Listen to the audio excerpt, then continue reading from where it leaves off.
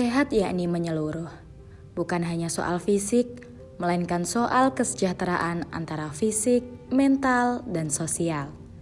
Ketiga komponen penting yang tidak dapat dipisahkan, termasuk di dalamnya kesehatan jiwa. World Federation for Mental Health menyatakan 1 dari 4 manusia dewasa telah mengalami masalah kesehatan jiwa. Bahkan di dunia, setiap 40 detik terdapat korban jiwa yang disebabkan karena bunuh diri. Minimnya edukasi mengenai kesehatan jiwa masih menjadi alasan kaum disabilitas mental diperlakukan semena-mena. Padahal, nyatanya penderita gangguan jiwa bisa pulih, hidup layak, bahkan dapat kembali produktif.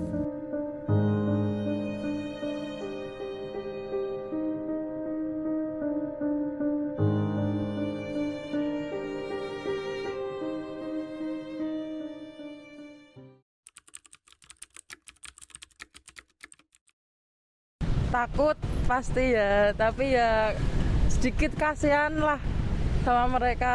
Kesan pertama melihat ODGJ kasihan, terus agak lucu sih. Ngelihat ODGJ, menurutku yang pertama kasihan, yang kedua kayak pengen nolong. Jadi kalau bisa pemerintah juga lebih tanggap sama ODGJ yang di pinggir jalan, kan kasihan ya kalau misalnya nggak ada yang ngerawat gitu.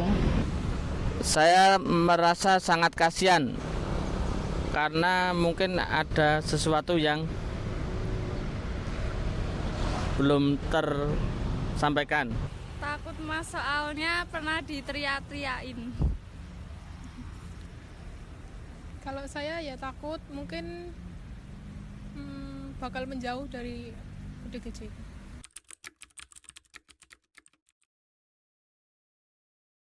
Mungkin karena tekanan, kalau enggak ada masalah dalam keluarga, dalam teman juga bisa, bullying juga bisa.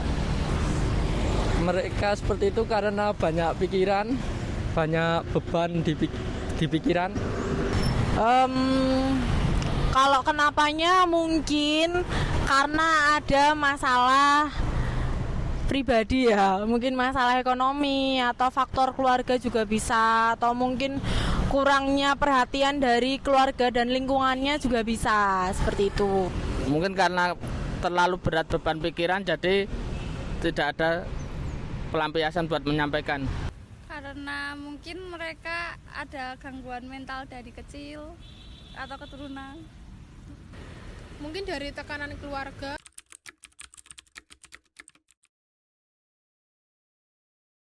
Mungkin pendekatan sama diajak ngobrol sedikit demi sedikit, mungkin bisa sharing untuk melepaskan apa yang ada di pikirannya. Yang dibutuhkan ODGJ seperti pendamping, terus butuh bimbingan biar bisa sembuh. Mungkin pendekatan dari orang-orang itu Mbak, perhatian juga.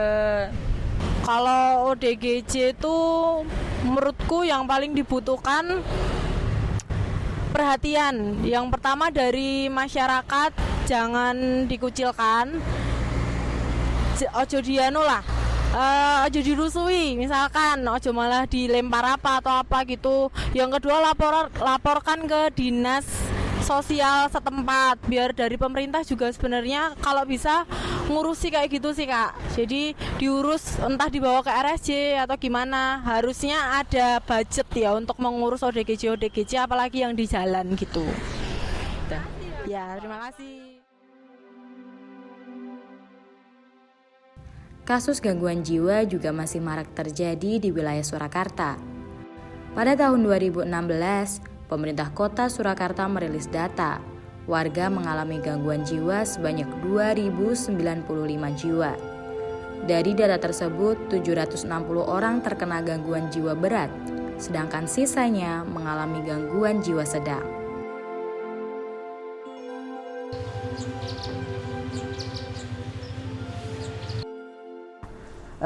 Nama saya Erna Indarti. Tugas kami sebagai pekerja sosial fungsional ahli media di Sentra Terpadu Profesor Dr. Suharso Surakarta. Dari Sentra Terpadu kita berikan layanan yang pertama adalah mengenal diri sendiri. Namun demikian apabila itu proses memang butuh waktu, sehingga kita berikan kegiatan aktivitas sehari-hari yang dapat dilakukan untuk bisa menerima perintah secara sederhana. Artinya kalian nggak dibedakan sama orang lain. Ya, makannya juga nggak ada yang dibedakan. Makannya sama ya? Sama, seneng nggak makan di sini? Pada dasarnya kami kurang setuju dengan stigma masyarakat terhadap ODGJ karena ODGJ ini bukan sebagai orang yang harus terbuang dari lingkungan kita, namun mereka masih dapat kita berdayakan, dapat kita layani sesuai kebutuhan mereka sehingga mereka dapat berperan serta di dalam kehidupan di masyarakat sesuai dengan potensi yang masih mereka miliki. Sehingga monggo kita kampanyekan kepada masyarakat bahwa ODGJ perlu mendapatkan perhatian dari kita semua. Jika dapat memilih, rasanya tak ada yang mau memilih nasib menjadi orang yang mengalami gangguan jiwa.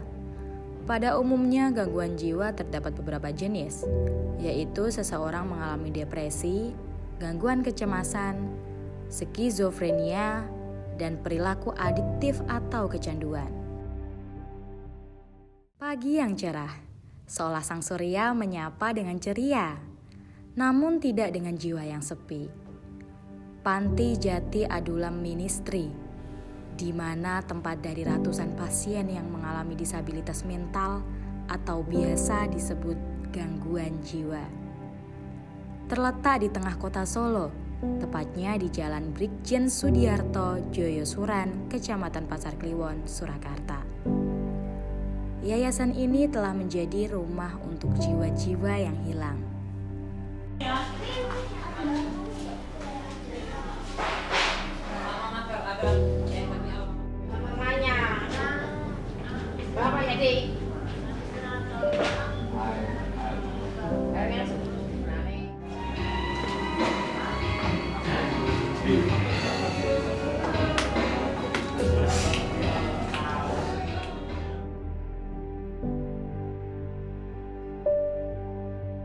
Tahun 2005 saya mau menganggur, nggak ada kegiatan, nggak ada pekerjaan.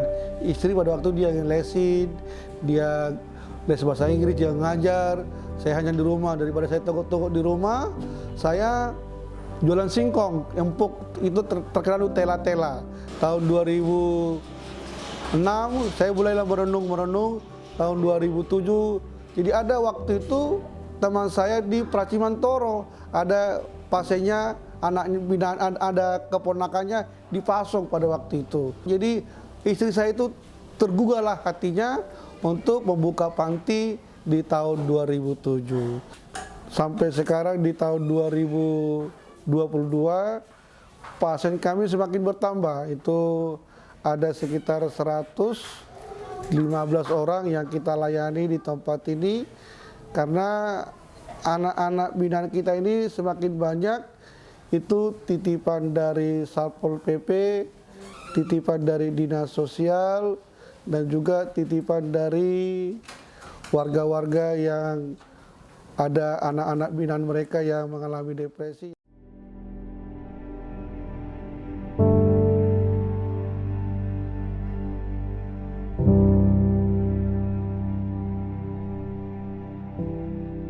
Di tahun 2015, panti kami tinggal di Bendosari, di daerah Mojorejo.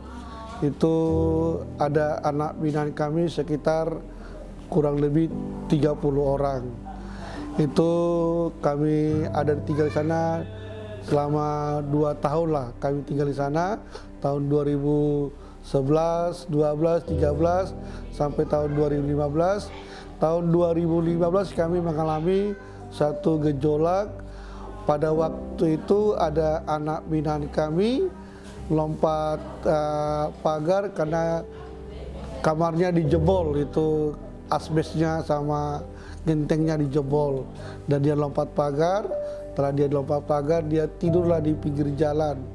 Ya, seandainya pun dia tidur di pinggir jalan waktu itu, seandainya dia tidak dibangunkan, tidak ada masalah. Memang waktu itu dia langsung dibangunkan, dia langsung plek, dipukullah. Pada waktu itu yang membangunkan itu Pak RT. Pak RT-nya langsung dipukul, jadi mungkin adalah giginya mungkin katanya copot 1 atau 2, dan warga langsung marah pada waktu itu. Marah pada itu warga, baru setelah warga marah, memang kalau tidak ada yang membuat huru hara pada waktu itu, kita aman aja sama-sama, bisa diselesaikan dengan kekeluargaan lah. Tapi karena ada yang menunggangi, waktu itu ada yang menunggangi, dan juga jadi warga ikut-ikutan lah. Jadi ya persoalannya sih rumit sekali sih pada waktu itu.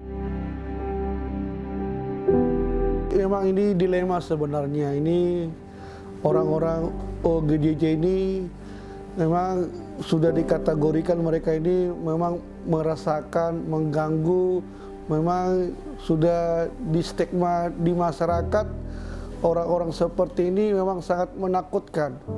Tapi sebenarnya kalau kita menelah sampai ke dalam, kita melayani mereka, kita bina mereka, kita arahkan mereka, sebenarnya mereka itu butuh kasih sayang sebenarnya.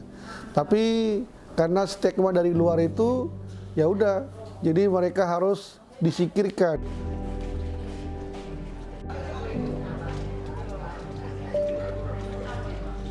Saya membantu orang-orang dalam gangguan di tempat ini mulai dari tanggal 1 bulan Maret tahun 2021. Untuk hal-hal yang tingkah laku mereka, kendala-kendala yang kita temui, ada beberapa anak-anak binaan itu yang sulit untuk diajak komunikasi, ada juga yang sulit untuk diajak mandi. Kalau dimandiin harus kita sendiri yang memandikan, begitu Mbak. Solusinya adalah kita mendekatkan diri kepada mereka dulu. Kita perlu memberikan cinta, kasih sayang kepada mereka, dan juga perlu perhatian khusus. Di saat kita menemukan hal-hal yang kepada anak-anak binaan, di saat kita menemukan kendala-kendala tersebut, kita perlu memberikan perhatian khusus kepada mereka, karena mereka ini butuh dukungan kita, butuh dukungan sosial dari kita, karena kita sudah anggap mereka sebagai keluarga kita sendiri, sehingga mereka merasa punya keluarga sendiri yang memperhatikan mereka, dan kita mendekatkan kepada mereka untuk mengajak mereka melakukan hal-hal yang baik. Tindakan kita untuk mereka yang sudah sembuh, kita memberikan kegiatan agar halusinasi mereka, karena kan mereka ini banyak yang mengalami skizofrenia paranoid, yang mengalami halusinasi, halusinasi berat, halusinasi sedang, dan juga halusinasi awal.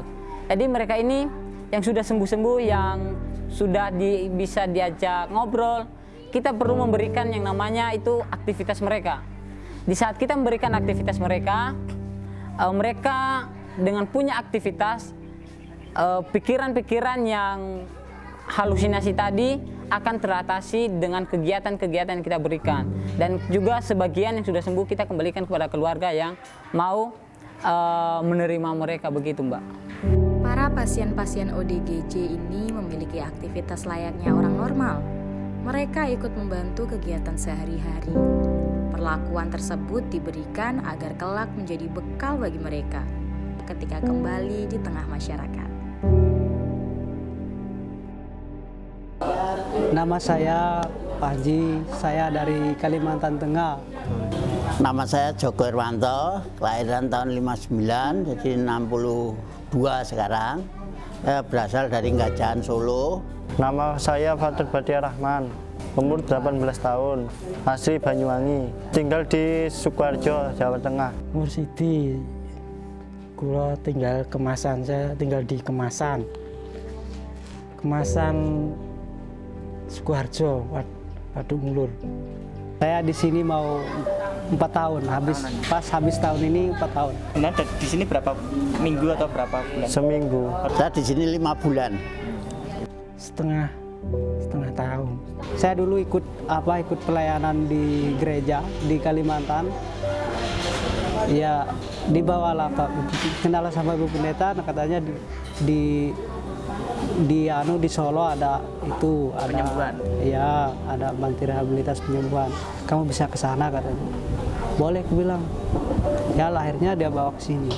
Saya kalau di penilaian di masyarakat di sana udah kena kartu kuning, Mas. Cuman kan udah sembuh sekarang. Ya, ya emang udah sembuh, tapi ya masyarakatnya itu kayak gitu, tetangga itu kayak nggak suka gitu sama saya. Itu kan 4 tahun yang dahulu, kalau yang 4 tahun sekarang mungkin Ya, beda. mungkin ya beda, tapi nggak tahu sekarang. Ya namanya manusia itu kan ya gitu. Belum bisa percaya. Ya rencananya 3 tahun lagi di sini, setelah itu Balik ke sana. balik sana. Tindakan keluarga mungkin atau tindakan warga sekitar rumah dulu itu gimana Pak? Sampai Kalau sekitar rumah itu baik-baik saja sama saya, ya, tidak ada masalah. Cuma yang bikin masalah itu istri saya. Anak saya kena pengaruh ibunya. jadi ke sini. Iya. Terus rencana sehabis keluar dari sini tuh mau Saya nanti mau jualan, sudah dikasih gerobak sama wali kota Gibran itu untuk jualan nasi di sana Kadipiro. oh, di Kadipiro. Iya. Harapannya Bapak untuk teman-teman yang ada di sini gitu, Ya. untuk masyarakat juga gitu. Semoga teman-teman di sini mengetahui dan menerima keadaannya, dan masyarakat bisa menerima, terutama warga Solo bisa menerima dan membantu apa adanya, dan kalau ada rezeki mohon untuk membantu biar layak hidup sehari-harinya. Terus gimana perasaannya Mas setelah sembuh dari sini gitu? Ya bahagia. Bahagia. Iya. Terus harapannya ingin apa gitu? Ingin pulang. Pulang kemana? Segera pulang ke rumah. Ke rumah Banyuwangi Enggak. atau ke Sukoharjo? Ke Sukoharjo. Di Sukoharjo itu ada keluarga atau gimana? Ada keluarga. Resmi. Nggih. Tindakan apa yang kurang menyenangkan dari lingkungan sekitar gitu dulu pas di sana gitu? Mungkin pernah diapain gitu? Pernah dipukul. Dipukul. Tapi nggak kena. Harapannya Mas kalau udah keluar di sini tuh pengen mau ngapain lagi gitu? Mau melanjutkan cita-cita dan bekerja. Cita-citanya apa? Cita-cita ingin menjadi mekanik handal. Bengkel atau Bengkel. mobil apa motor? Mobil. Pripun Pak perasaannya kok sampun sembuh dari sakitnya yang dulu itu? Perasaannya pripun? Biasa. Dulu sebelum ke sini tuh pernah bekerja apa Pak? Katanya kan jualan bakso. Oh, di Cirebon jualan bakso. Ikut bapak. Ikut Bapak? Pengen apa?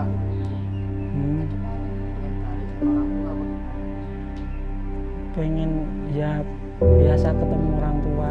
Terus kalau lebaran kadang jenguk ke kuburan orang tua.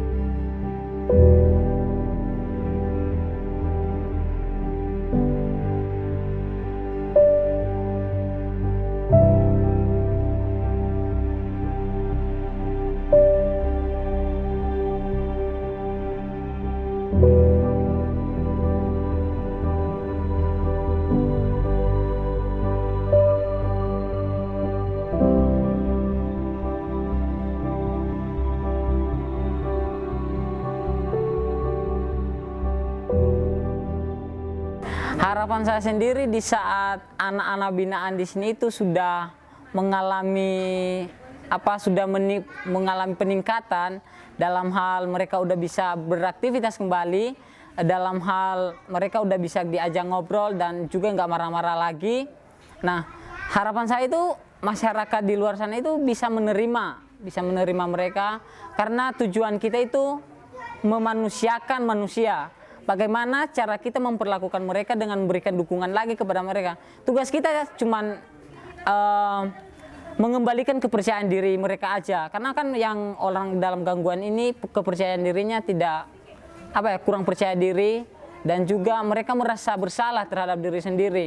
Nah, tugas kita sebagai pembina mereka, dan begitu juga harapan kita kepada keluarga mereka. Setelah kita memberikan dukungan kepada mereka, setelah kita mengatasi ketidakkepercayaan diri mereka itu, harapan kita di sini itu, harapan saya sendiri, keluarga dapat memberikan apa yang kita berikan di sini, seperti memberikan dukungan tadi, memberikan dukungan, seperti memberikan perhatian kepada mereka, bagaimana cara kita memulihkan kepercayaan dirinya, dan keluarga juga harus mampu. Karena kan kalau kurang kasih sayang atau kurang dukungan dari keluarga juga, mereka kurang diperhatikan, maka penyakit yang sebelumnya akan kambuh kembali begitu. Jadi harapan kami sih masyarakat maulah berbuka hati. Memang selama ini karena kurang memandai atau dari pihak-pihak masyarakat, mungkin mereka tidak mau mengorbitkan, mereka tidak mau memberikan pencerahan bahwa OGJT itu tidaklah menakutkan. Jadi kalau sebuah masyarakat mau memberikan positif bagi mereka, ya mungkin akan berkurang stigma dari luar masyarakat bahwa gangguan jiwa itu menakutkan. Jadi semuanya itu tergantung masyarakat penilainya. Jadi dari pihak kami, dari panti, kami sih rindu semuanya dari golongan-golongan masyarakat, dari aktivis-aktivis mau memberikan penjelasan bahwa OGJT itu tidak menakutkan. Jadi itulah harapan kami sih kepada masyarakat. Harapan kami kepada masyarakat, pada teman-teman semuanya, baik itu yang lingkungan terdekat maupun yang hanya mendengar dari cerita dan lain, marilah kita perhatikan pada mereka yang saat ini sedang mengalami gangguan jiwa, karena mereka punya hak untuk bahagia, mereka punya hak untuk hidup, punya hak untuk dapat perlindungan, sehingga sedikit kita memberikan perhatian untuk memberikan sesuai kebutuhan mereka, sehingga mereka dapat hidup layak di lingkungan kita. Tak sedikit jiwa yang berhasil disembuhkan dari kesederhanaan dan keikhlasan untuk merawat mereka. Karena setiap manusia mempunyai tempat dan kesempatan. Tinggal kesempatan tersebut diberikan kepada mereka yang membutuhkan. Tidak hanya sekedar materi, tetapi ketulusan dari dalam hati. Mereka mungkin berbeda, tetapi mereka tetap ada, baik di sekitar ataupun dalam jiwa setiap manusia.